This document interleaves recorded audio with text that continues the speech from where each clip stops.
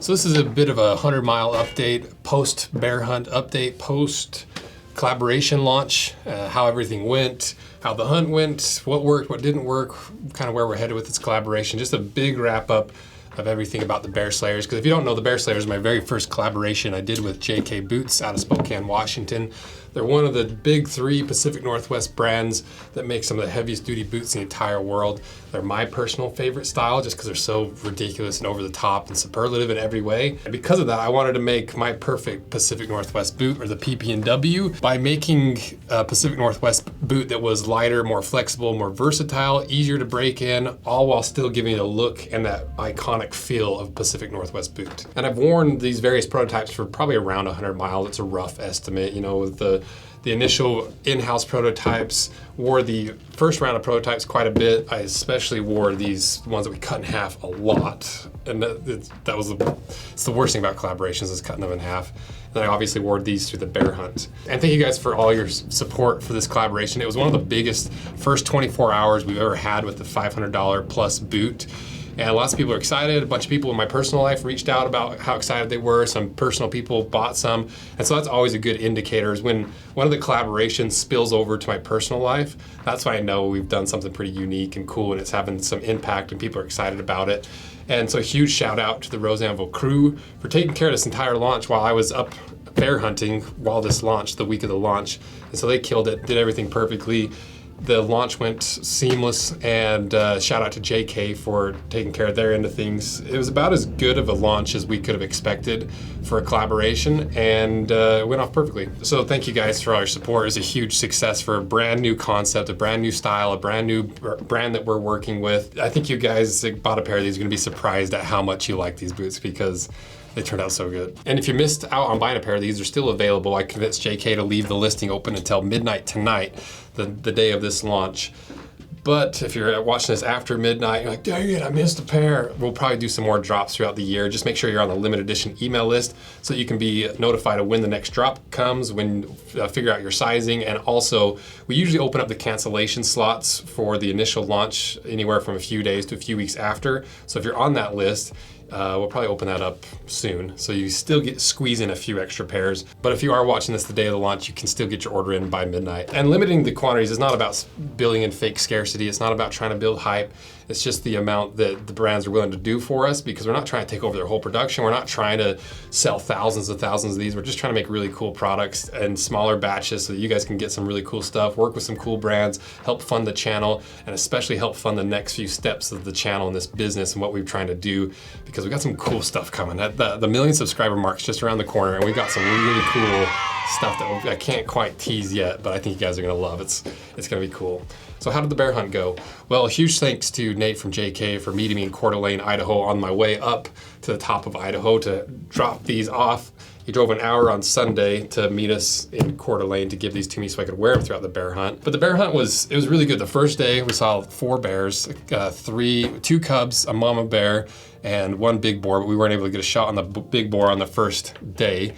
And I was like, oh, this is gonna be a good hunt. You know, it's nice weather outside, like the bears are coming out. But then it just rained for like the next 4 days straight. And then we basically didn't see any bears for the rest of the trip, because in the last few days, it finally started warming up, the rain went away, but Memorial Day was right around the corner. So all the Memorial Day campers and recreation people were just flooding the hillsides, and just got a little bit too hard to hunt. But it ended up being the ultimate test of the perfect Pacific Northwest, of the Bear Slayers. Did I actually make a difference in these boots, make them easier to break in, more versatile, easier to relieve pain, and combining all those attributes? Well, starting with the flex teeth, breaking these in were a breeze. You know, every single Pacific Northwest is a trial of will trying to get them to break in, because of how thick the leather is and how much it binds over your instep.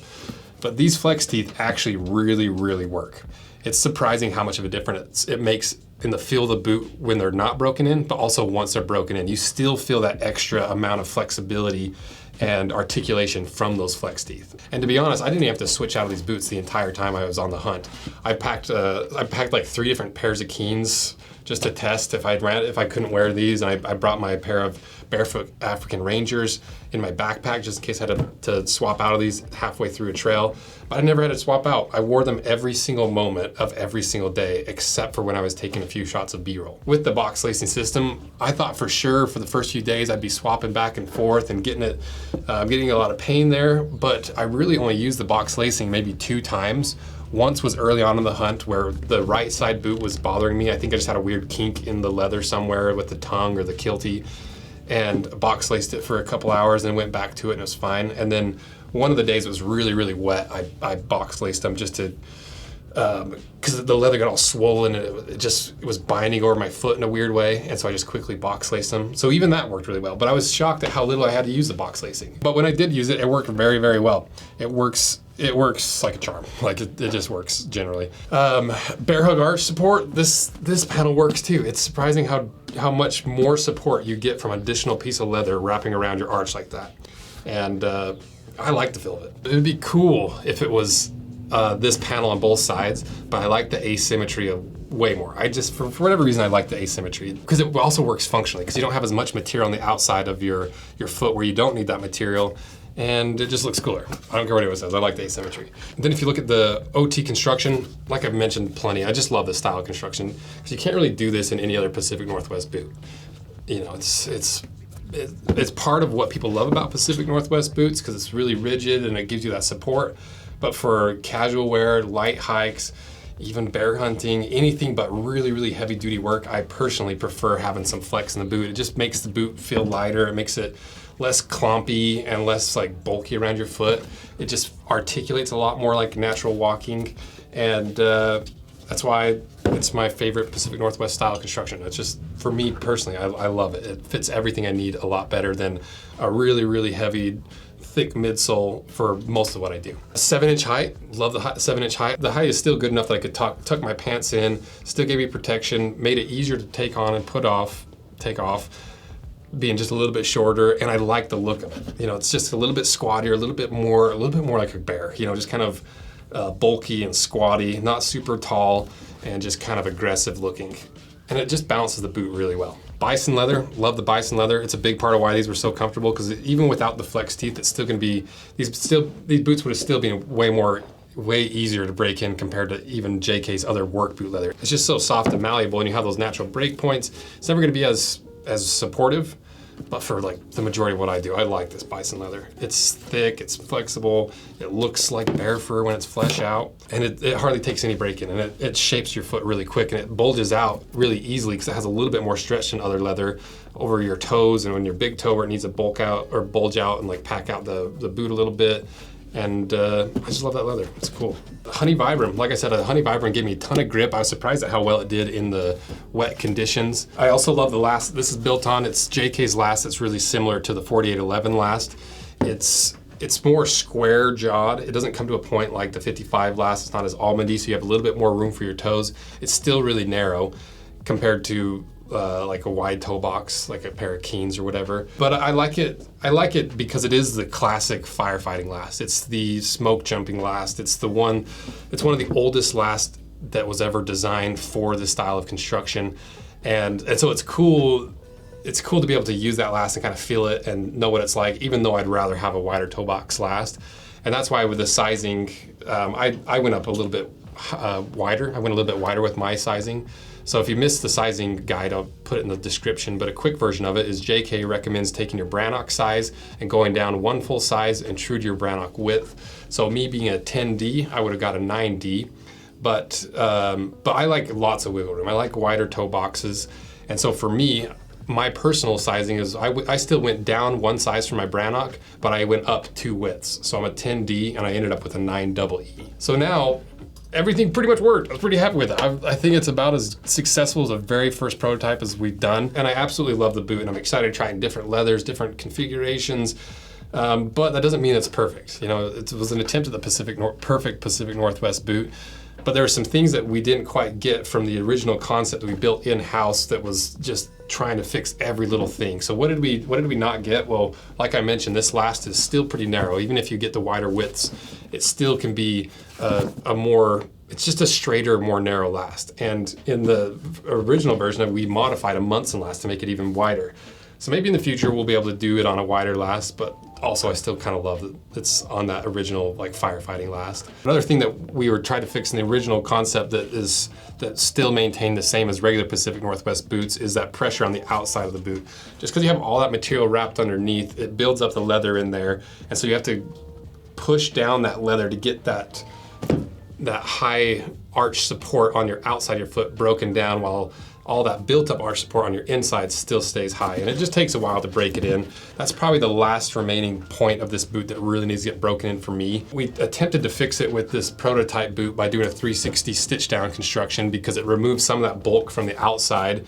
Instead of tucking it in, you tuck it out. But it's a trade-off, because if you do that, then you lose some of that gripping of your foot, because all this leather that wraps underneath, it really tucks in under your foot and grips it, even on the outside. And so it's a trade-off.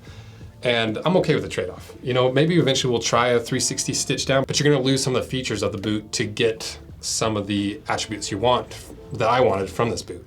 And so it's just, this whole boot is all about trade-offs. Because even down to the weight, like these are still pretty heavy compared to, you know, your really, really cheap foam hiking boots are like a pound.